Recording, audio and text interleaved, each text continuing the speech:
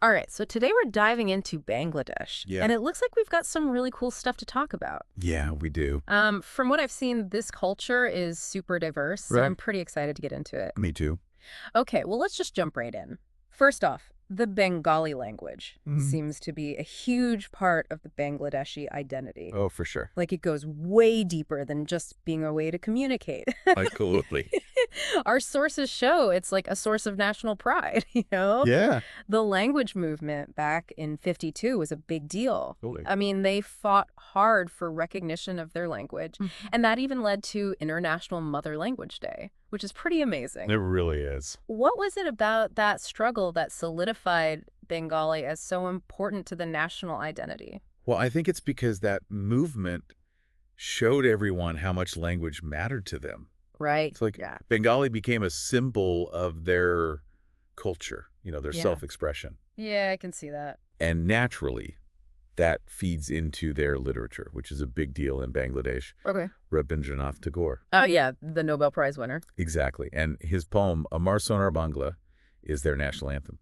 Wow, so they made a poem their anthem. Yeah, which says a lot about how much they value literature and language in general. That's pretty cool.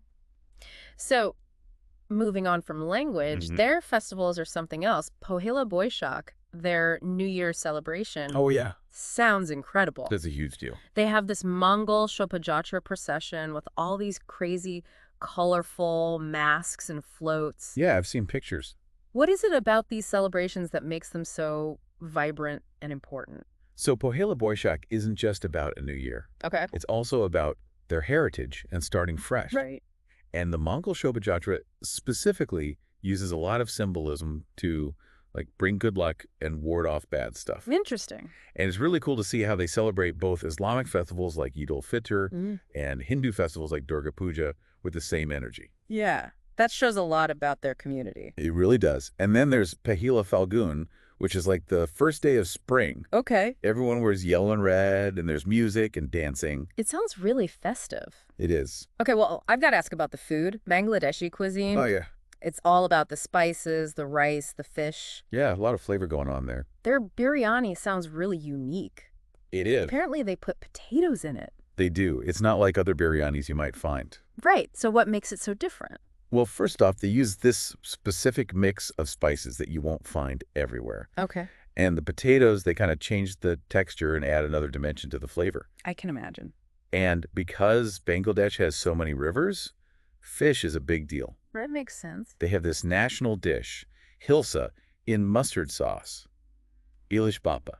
Ilish papa. Yeah, it's a must-try if you ever get the chance. It's on the list. Good.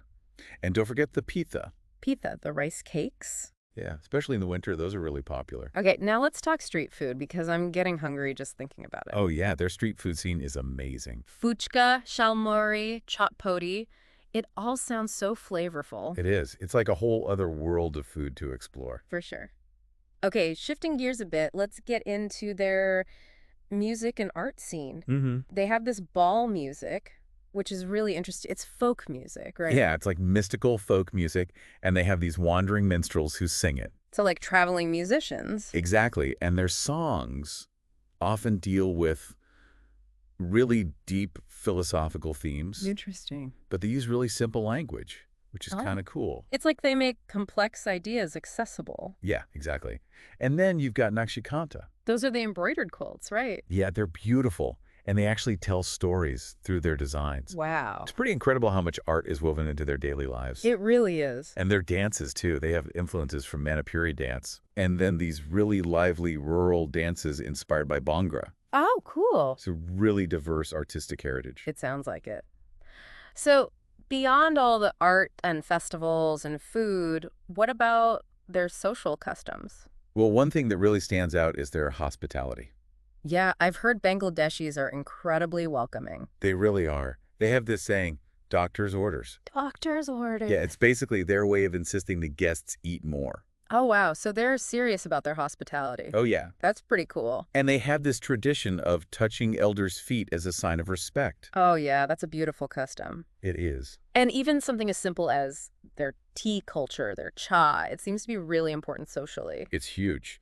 Tea breaks are like a ritual. They Okay. use it to connect, to have conversations, whether it's at home, at work, or even just out on the street. So basically, tea is the glue that holds everything together. Pretty much, yeah. So, to wrap things up, it sounds like Bangladesh has this incredibly rich culture. From their love of language and poetry to their vibrant festivals, their amazing cuisine, Hmm. their thriving art scene, Right? and their warm hospitality.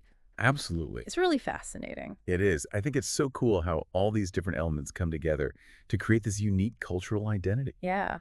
So, for you listening, what part of Bangladeshi culture are you most drawn to and why? What sparked your curiosity?